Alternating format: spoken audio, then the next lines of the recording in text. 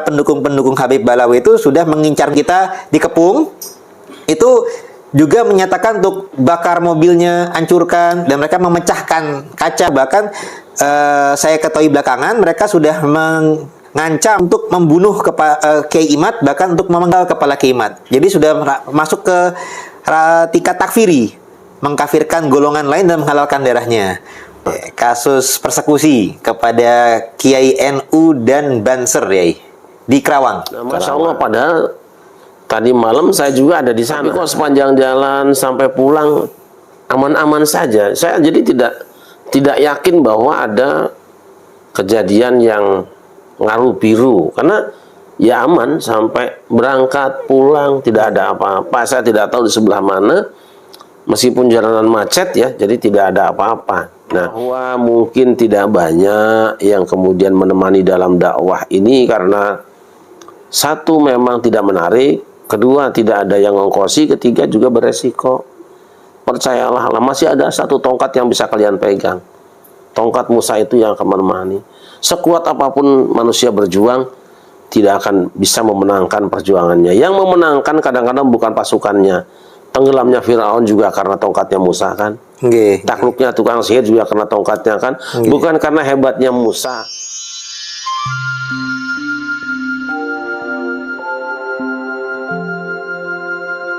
Salah seorang saudara saya, tentu panjenengan semua sudah kenal, Tubagus Nur Fadil atau dikenal dengan Tubagus Mugi. Begini ya, kan pada dasarnya kejadian itu kan tanggal 10 Agustus malam ya. Jadi sebenarnya kita pun juga diundang ke tempat yang sama dengan Yai. Tapi kalau Yai langsung ke lokasi tujuan, kalau kami diarahkan untuk berhenti dulu di tempat transit di pesantren Manbaul Ulum pimpinannya. Kalau saya nggak diincer-incer itu mungkin karena ngincer apanya kan, duitnya nggak ada, mobilnya juga murahan gitu kan, dan dia kan orang penting lah, orang tidak penting gitu lah. Nggak penting, tapi alhamdulillah Yai semalam di tempat siapa nih? Undangan khusus mungkin ya, jadi ini ya. Kita diarahkannya ke pesantren Manbaul Ulum Kiai Asep.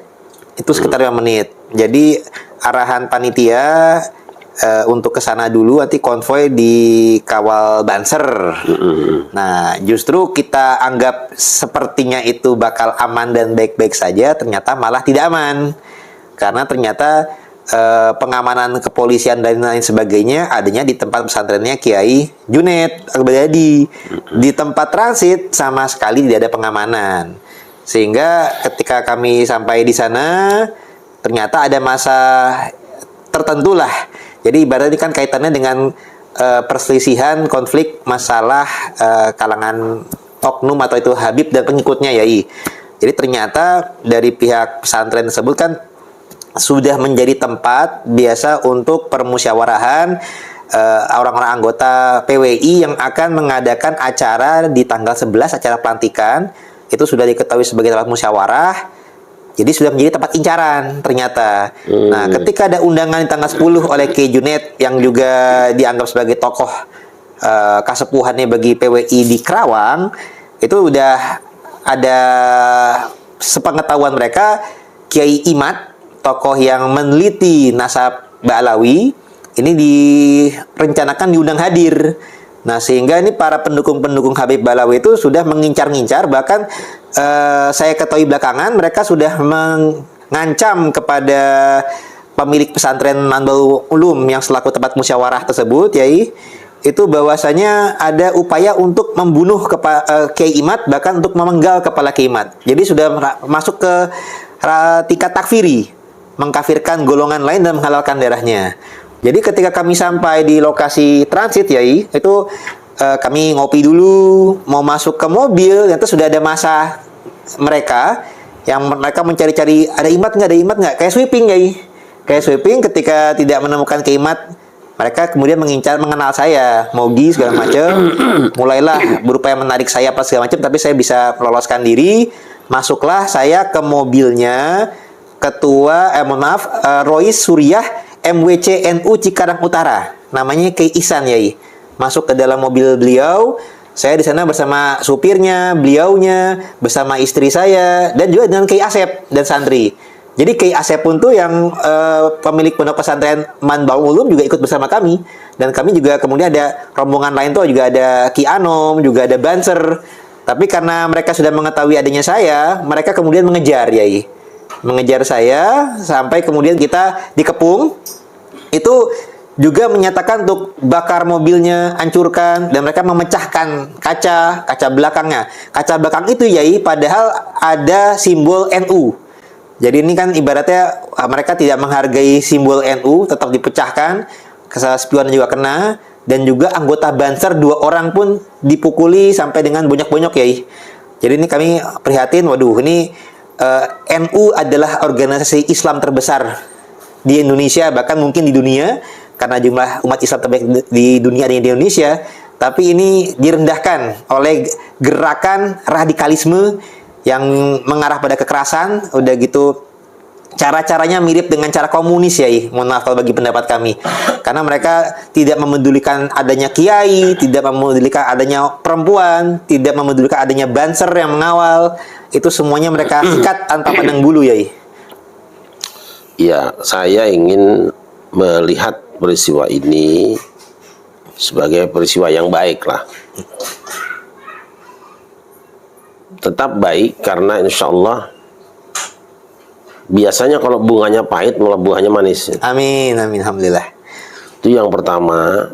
Yang kedua,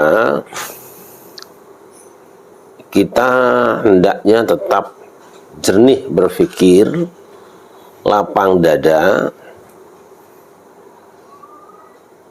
karena sebenarnya dua kelompok yang saya sebut bertikai lah, yang berseteru lah, itu dua-duanya korban. Ini yang harus kita pahami. Pelaku juga saya yakin korban dari informasi yang salah tentang orang lain. Dan ini yang banyak terjadi selama ini. Bahkan sepanjang sejarah konflik yang terjadi di Indonesia itu, hampir semuanya tindakan-tindakan anarkis yang dilakukan oleh masyarakat itu berangkat dari informasi yang salah. Apalagi masyarakat itu kan karena kesibukannya tidak semuanya punya waktu untuk menganalisa, untuk klarifikasi. Kita tidak terbiasa dengan itu.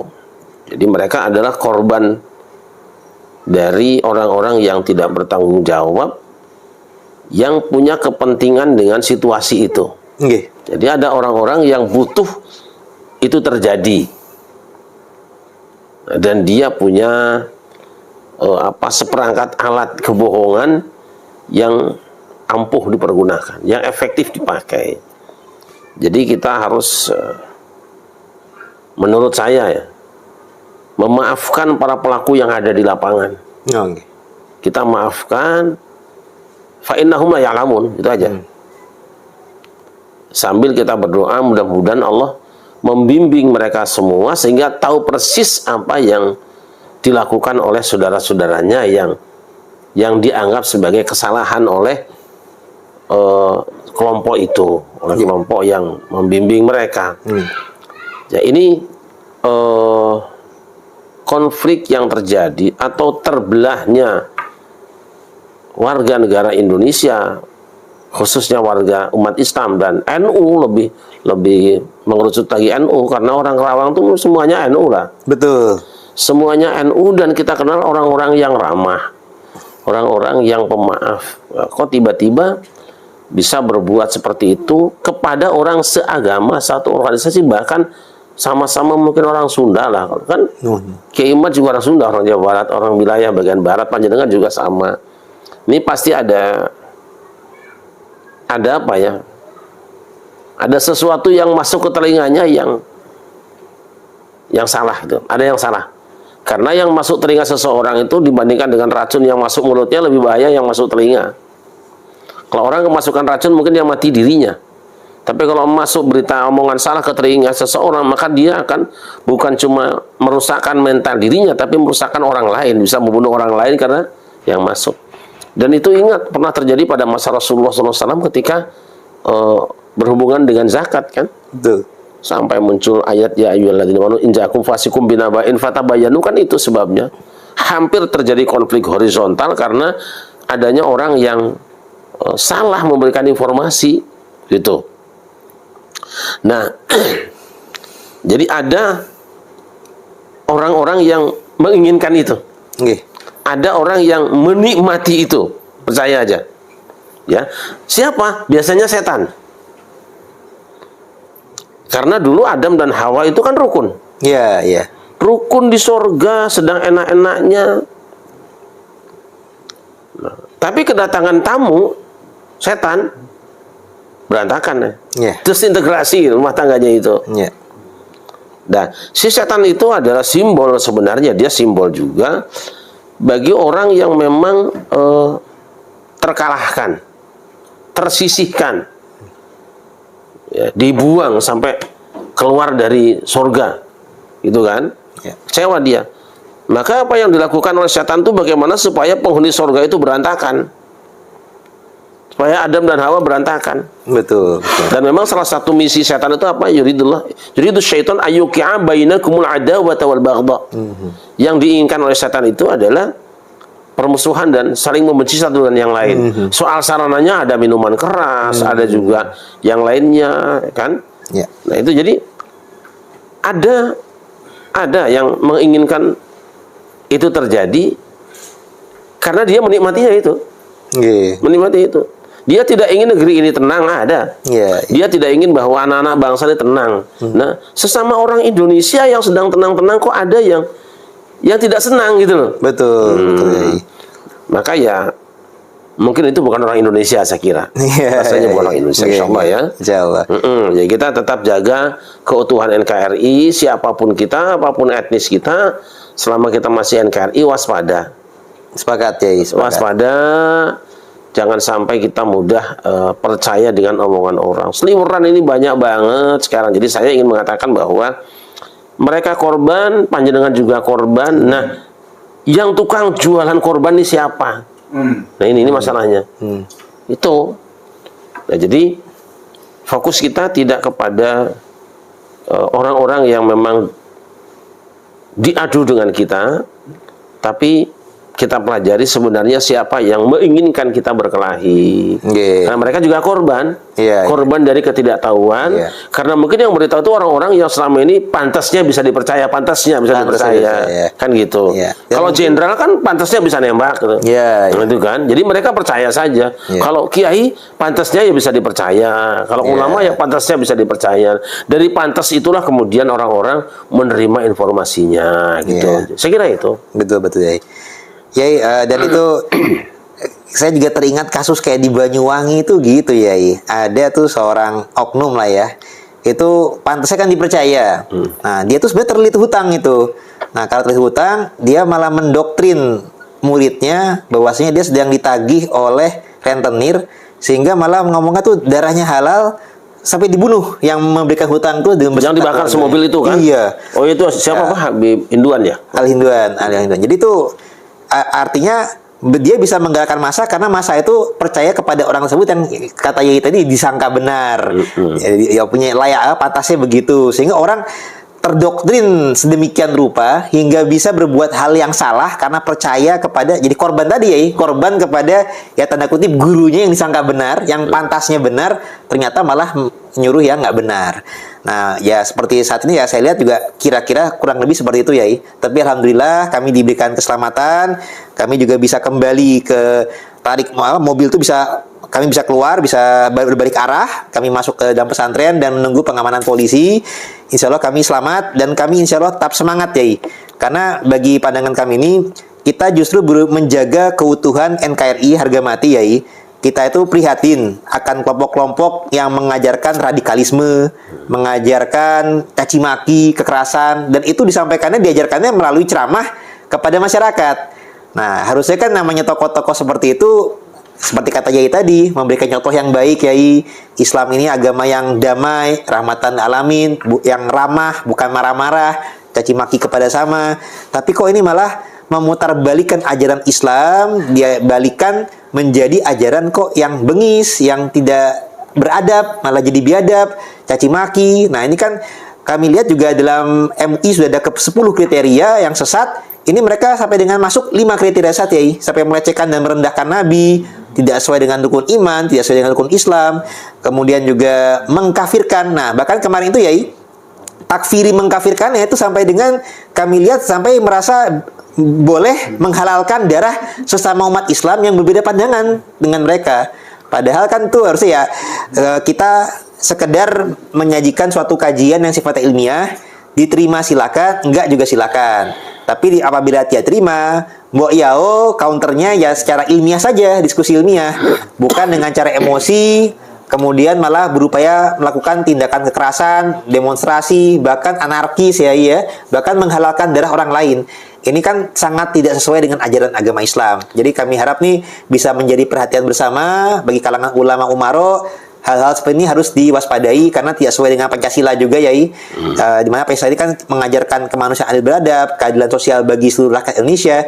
Juga sila keempat harus ada dengan melalui musyawarah. Kalau di Islam dengan tabayun, bukan dengan cara yang tidak mau diskusi, tidak mau musyawarah, tapi menggerakkan anggota-anggotanya atau pengikut-pengikutnya untuk gerakan radikalisme secara emosional. Yang harusnya itu ada diskusi ilmiah, malah dengan tindakan yang emosional anarkis, ya. Ya memang kita ini umumnya senang dibohongin. Siapa yang tidak tahu bahwa film itu bohong? Tapi kita senang. Dan kita senang dengan kekerasan. Meskipun kita sendiri tidak mau jadi korban kekerasan. Coba film laga. Banyak penggemarnya. Tapi kalau cuma film orang salaman, halal bihalal, itu nggak seneng. Nggak ada yang seru. Jadi sebenarnya kita sudah dibentuk mindset kita supaya seneng dengan kekerasan, dengan membenci orang. Dan itu masuk dalam dunia dakwah.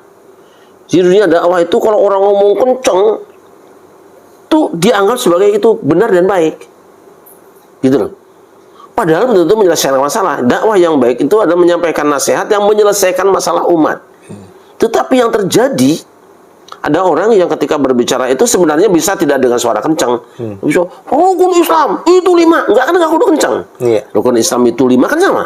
Betul, ya. Tapi ada orang yang memang senang penampilan kekerasan gitu. Itu cerminan dari memang jiwanya yang senang dengan keras, ya kan. Sama kita nyembelih binatang itu harus dipancung gitu kan. Cukup binatang kita pegang tajam goloknya, gua harus dipancung dah. Tapi kita kadang-kadang senang aksi, senang aksi. Nah, tradisi senang aksi itu kemudian membentuk jiwa kita.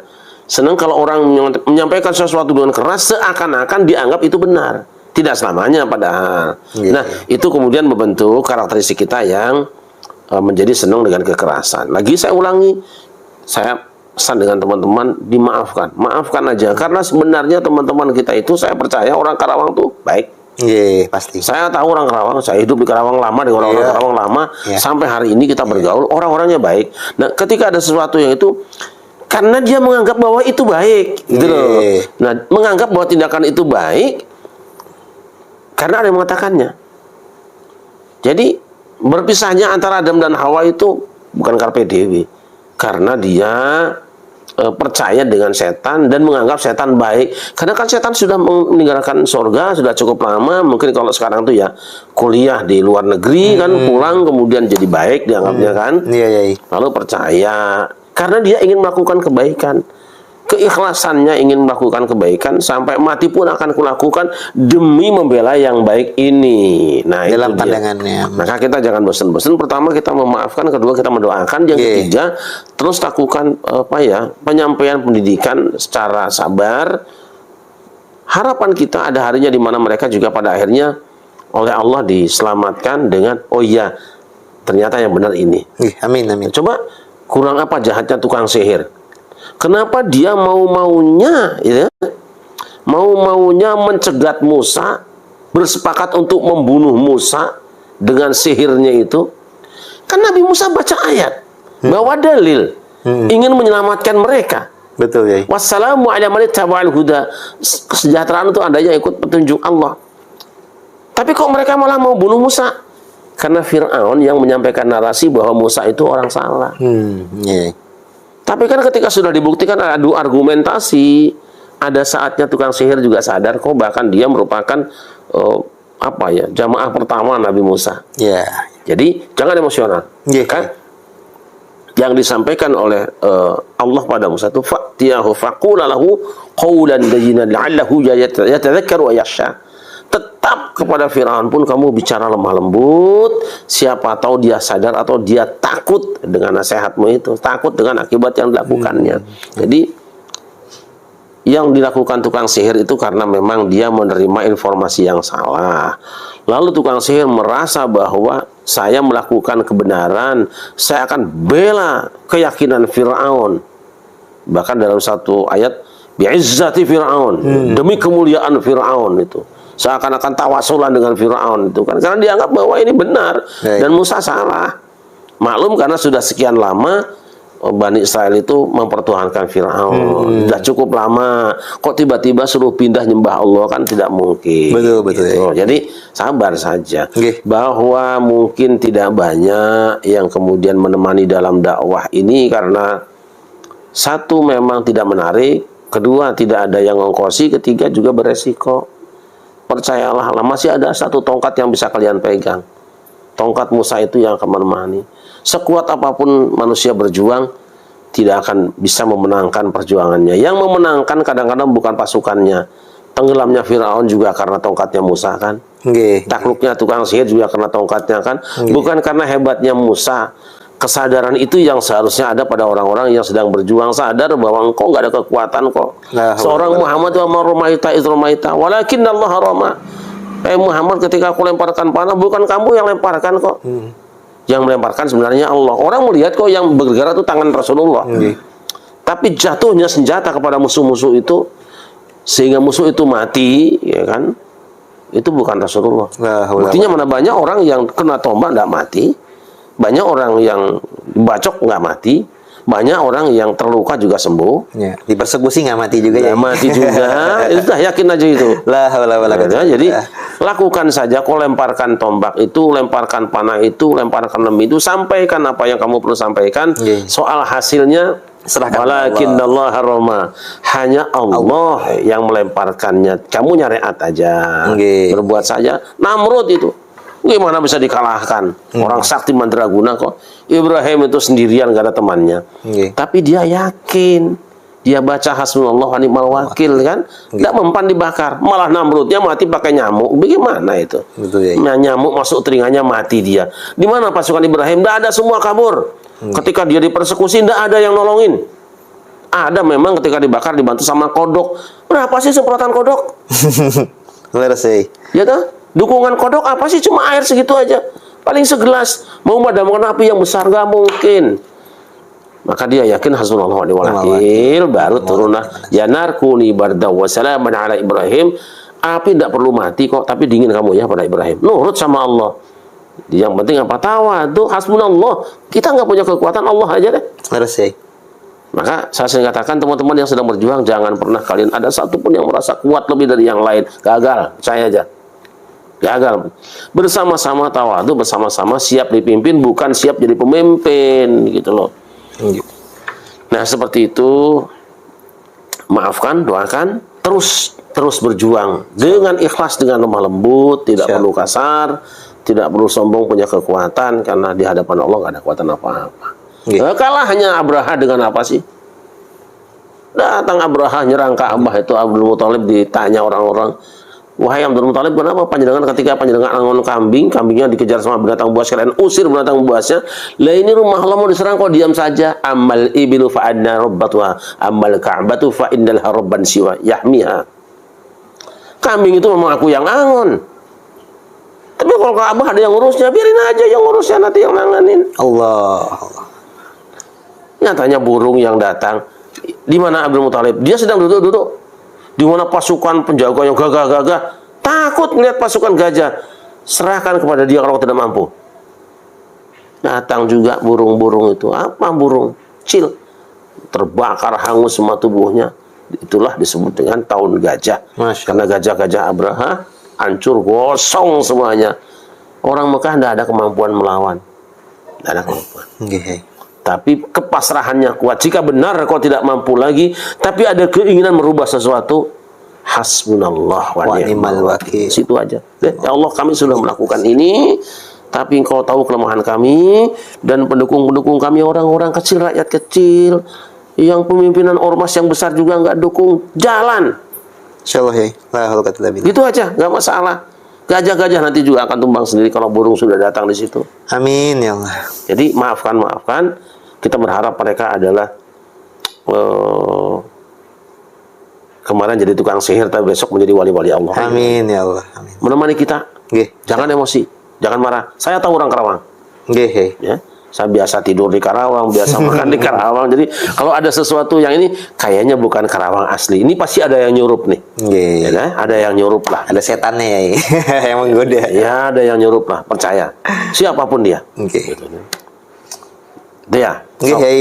Sangat itu berharga sekali ya. Inilah Islam yang sejati, ajaran Islam yang sejati seperti ini. Saya harapkan teman-teman yang memang sedang berjuang, kita kan disuruh berjamaah, pahalanya besar. 27. Artinya apa sih? Berkumpul, sering-sering silaturahim itu perolehannya besar. Jangan pada bikin musola sendiri-sendiri. Sekarang ini pada bikin musola sendiri-sendiri. Udah begitu pengerasnya kenceng-kencengan. Habis biaya. Padahal yang kita butuhkan adzan cuma satu. Tapi pada bikin musola. Karena pengen jadi ketua DKM musola. Pengen jadi imam musola. Saya bilang, orang yang berjuang itu harus siap dipimpin. Tidak pengen jadi pemimpin. Karena yang penting apa? Bukan posisi, tapi fungsi. Jangan pernah kita merasa bahwa jadi pentil itu hina. Oh, nggak bisa ngelinding mobil itu kalau nggak ada pentilnya. Berapa sih harganya? Nggak apa-apa, orang nggak menghargai kita. Tapi orang tahu bahwa kita dibutuhkan mereka. Benar. Gitu loh. Apa yang paling mahal? Jok. Karena didudukin sama artis? Enggak juga. Itu kan hanya fungsi kecil betulnya. Diganti papan biasa juga bisa. Benar ya. Tapi yang paling penting adalah itu tadi, bahwa kita semua berfungsi. Saya selalu ajak teman-teman, tolonglah semuanya siapkan dirimu untuk menjadi orang yang siap diperintah, siap jadi anggota, siap kerja semampunya.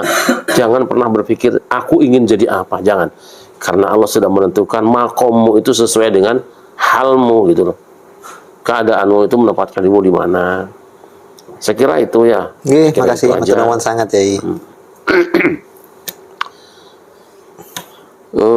Coba dicari teman kita yang kemarin mempersekusi itu, anjang sanalah, anjang sana. Saya yakin di hatinya paling dalam, asal tahu bahwa ini kebaikan, gak akan seperti itu. Insya Allah. Gak akan seperti itu. Saya juga kalau punya waktu saya ingin mencari juga, karena ini saudara saya juga sama. Jangan sampai ada kesan saya hanya bareng dengan tuh bagus doang. Saya bisa juga kenal dengan yang tuh bagus juga bisa.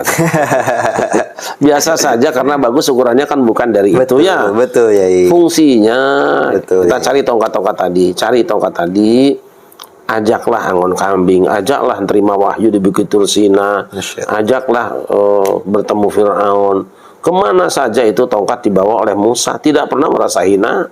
Gitu. Nyatanya kita butuh. Saya kira itu. Teman-teman semua sabar. Tapi pada sisi lain berarti kita masih kurang gencar dalam menyuarakan kebaikan. Berarti apa? Fikih dakwah kita harus diperbaiki. Produk yang bagus kurang iklan, banyak yang busuk di tempat.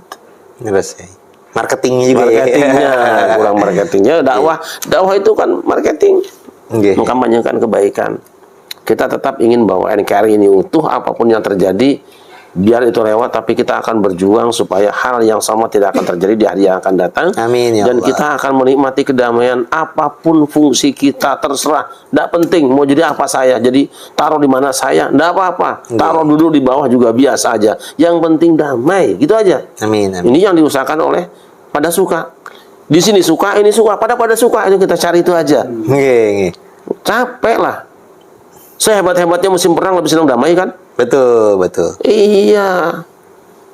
Perang, menang. Walaupun menang capek. Mendingan damai. Pidato kan, mau pidato, foto-foto udah enak banget. Ya, itu aja. Nggih, matur nuwun sangat ya. Saya mohon maaf juga karena semalam saya ada di situ di Al-Baghdadi. Kemudian jam 1 baru saya pulang. Alhamdulillah ternyata aman, nggak ada apa-apa toh. Nggak ada apa-apa. Pulang karena kebetulan subuh harus di Cakung. Kemudian jam 8 sudah harus di Brawijaya. Jadi saya tidak sempat nengok kemana-mana. Tidak bertemu juga dengan teman-teman yang katanya mempersekusi. Saya belum yakin betul karena tidak melihat kan. Tidak melihat. Tapi apapun yang terjadi, kembali lagi. Kita panjenengan mereka sama-sama korban. Cuma ini korban dari mereka, mereka juga korban dari yang lain. Kita bisa membayangkan bagaimana ketika dalam cerita walaupun bohong mungkin ya, orang yang digigit oleh apa? Vampir, maka dia akan menggigit yang lain. Dia akan makan korban berikutnya. Mari kita ruqyah yang baik supaya tidak ada vampir-vampir yang baru. Insyaallah, amin, amin. Yang sudah kena kita sembuhkan, kita obati, ya gitu aja. Saya kira itu. Matur nuwun sangat ya. Bahwa nanti ada proses hukum supaya polisinya bekerja lah. Ya. Itu aja. Selama ini kan polisi jarang ketemu rakyat juga kan. Ketemu paling cuma Maulid. Dia sekali-kali ketemu, kita nanti ngobrol bareng. Syukur kalau misalnya ketemu pelakunya, ayo kita aja ngopi bareng. Supaya juga negara tetap terjaga stabilitas keamanannya lah. Iya. Kalau orang lain nggak mikirin negara kita, nggak mikirin. Yang mikirin ya kita. Anak-anak kita sendiri mungkin mereka lebih muda dari kita. Ketika kita tidak ada, mereka akan melanjutkan kebiasaan baik kita menjaga negeri ini kan. Betul. Betul. Kalau tidak juga mereka mungkin anak cucunya nanti juga bisa bersemu dengan anak cucu kita semua. Betul. Itu aja. Jangan memperpanjang permusuhan lah. Nggak baik. Nggak baik. Hanya satu yang boleh jadi musuh kita. Inna syaitana lakum aduwwun fattakhidhuhu aduwwa. Innama yad'u hizbahu liyakunu min ashabis sa'ir. Setan itu musuh kamu. Kalau dia sampai kapanpun perlakukan sebagai setan. Jadi hanya ada setan yang dimusuhi. Yang bukan setan tidak usah dimusuhi. Yang kesurupan setan diruqyah, begitu aja. Rumah ada setannya diusir rumahnya. Setannya bukan rumahnya. Itu aja. Kita semua rawan kesurupan setan. Ya kan kalau orang terbiasa makan banyak dibuang-buang juga kan itu ikhwana syayatin, saudaranya setan. Tidak mungkin setan punya saudara kalau bukan setan kan? Gitu. Kita biasa aja. Jadi teman-teman yang tadi malam terjadi sesuatu di Karawang dengan saudara saya tuh Bagus Muge, juga yang Kiai Ihsan, Roy Surya, MWCN. Ayo kita Karang Utara dan Banser juga. Banser kita berpikir kembali untuk kedamaian negeri kita, ya. Kalau ada sesuatu yang tidak nyaman, jangan mudah percaya dengan kata orang. Saya gitu, saya benci dengan seseorang saya temui. Dulu, maaf saya mampir ya, ini ingat, saya tuh benci dengan Gus Dur. Karena pemikirannya seperti itu. Benci karena beliau pernah mengatakan sesuatu. Kalau tidak salah di media Indonesia tahun 98. Saya dengan teman-teman datang ke sana, membawa bekal kekecewaan. Buat tabayun tapi ya. Tapi tabayun. Saya di sini, Gus Dur di sini, teman-teman di situ. Udah minum teh pagi, dia nanya ada apa. Ya kita pokoknya udah menyiapkan 100 jurus lah gitu, berpuluh jurus untuk menjatuhkan statement dia. Kan?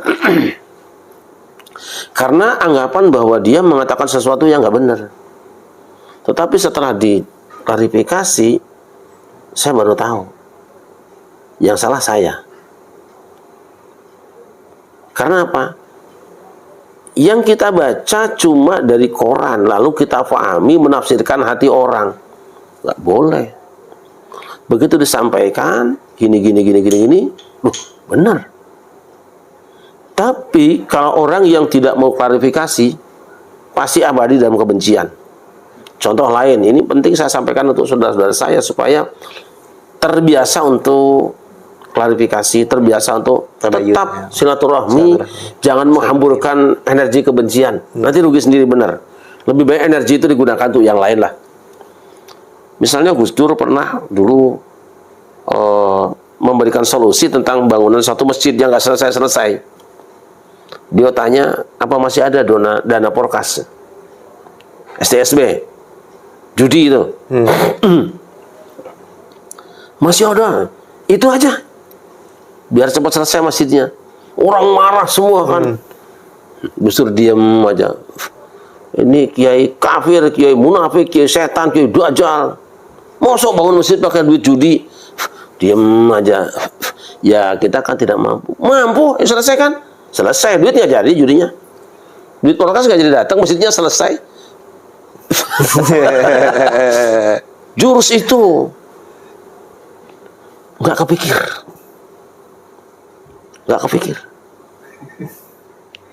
Justru apa? Ya kan yang penting masjidnya selesai, duitnya kan judi nggak jadi datang kan? Nah, jadi kan dicela nggak apa-apa, kalau saya dicela biasa saja. Yang penting kan masjid selesai.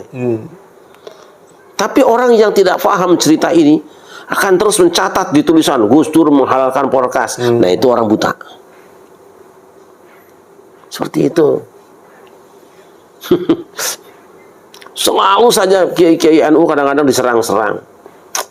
Misalnya ada lagi yang saya agak indah mengambil renungan itu. Ketika Pak Harto lengser ke Prabon, ini pelajaran kita. Gantung, tembak, lemparkan dari Monas. Apa kata NU? Dimaafkan saja. Jelek NU kan? Dimaafkan saja. Jasanya besar kok. Dari mana ngaji? Dari sahabat-sahabat Nabi. Ketika Utsman bin Affan dibunuh, yang menjaga rumah Utsman itu siapa? Hasan dan Husain. Tahu pelakunya. Dan Ali naik jadi khalifah, dia pegang kunci hukumnya. Jadi kalau orang hanya menduga-duga pelakunya Ali tahu persis anaknya yang rondain kok. Gitu. Tapi Ali tidak segera mengeksekusi pelakunya. Padahal orang yang bunuh harus dibunuh. Berkembang di masyarakat. Jangan-jangan justru Ali kerjasama dengan si pembunuh ini karena dia ingin mengambil jabatan ini. Buktinya Ali naik jadi khalifah sekarang. Lalu anaknya di situ ngapain jaga di situ? Bukan jaga dia, justru mengawasi orang yang kontra supaya pembunuhnya lancar. Coba itu. Ali cerdas. Dia tidak melakukan pembunuhan, tidak mengeksekusi, tidak mengkisos pelaku pembunuhan Khalifah Utsman. Bukan tidak tahu dalilnya, dia hafal Quran kok. Bukan tidak mengamalkan Quran. Iya tentu mau, dia orang tegak kok. Malah kemana saja dia bareng. Tetapi dia analisa. Dampak pelaksanaan hukum ini siap ke masyarakat. Yang membunuh Utsman beberapa orang saja. Tetapi dia mewakili sebuah kelompok besar. Karena memang negara dalam keadaan terpecah kekuatan politiknya. Andai si pelaku dieksekusi, terjadi perang saudara. Mana yang lebih baik? Meloloskan yang harus dibunuh dirubah hukum yang lain, atau dibunuh kemudian perang saudara sehingga yang mati ratusan ribu orang? Itu NU. Benar Pak Harto pernah melakukan kesalahan, tapi jasanya kan besar. Ketika beliau melakukan pelanggaran, bukan tidak mau NU tegakkan hukum, ya mau. Tapi gak usah teriak-teriak. Bayangkan kalau Pak Harto yang sudah 32 tahun memerintah Indonesia, kemudian dipermalukan. Beliau kan panglima tertinggi TNI juga. Beliau punya partai besar Golkar. Terkenal kan dulu ABG, apa? ABRI, birokrasi Golkar. Golkar. Apa yang terjadi? perang saudara. Nah, itulah makanya kemudian udah dimaafkan saja. Nggih. Jangan dianggap memaafkan seorang presiden itu disamakan dengan memaafkan maling. Beda. Kalau memaafkan maling ayam mah beda nilainya, nggak ada ngaruhnya. Tapi kalau kemudian seorang presiden yang punya kekuatan besar dan membangun negeri cukup lama, 32 tahun memimpin, dipermalukan hanya gara-gara kesalahannya, mana yang lebih baik? Rakyat memaafkan terus melanjutkan kehidupan yang damai, atau hukum beliau kemudian perang saudara puluhan tahun? Pilih yang mana? Maafkan. Nah itu saya minta teman-teman ambil pelajaran ini. Gak ada yang hebat perang, gak ada yang gagah perang, semua juga takut mati kok. Masa orang ketakutan hebat? Itu aja pesan saya, panjenengan cari, ketemukan orang itu, yuk ngobrol. Saya mau ikut.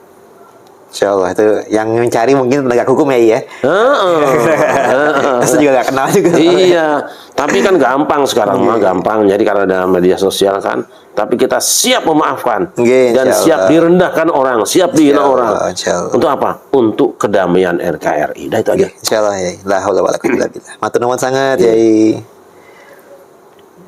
Baik, saya kira pemirsa sekalian, ini bincang kita sedikitlah dengan Tubagus Moge, yang merupakan salah seorang di antara hamba Allah yang tadi malam menjadi dalam tanda petik korban di persekusi, di teror di Karawang. Tapi insya Allah lah, percayalah Anda siapapun yang melakukan tadi malam sudah siap memaafkan, insya Allah ya. Insya Allah. Karena Anda dan beliau sama-sama korban. Yang lainnya kita serahkan kepada aparat yang sedang bertugas. Moga-moga kepolisian tidak ragu-ragu dalam menegakkan kebenaran. Amin, dan ya tidak Allah. bosan memberikan arahan kepada warganya. Terima kasih. Hasbunallahu wa ni'mal wakil. Assalamualaikum warahmatullahi wabarakatuh. Waalaikumsalam warahmatullahi wabarakatuh.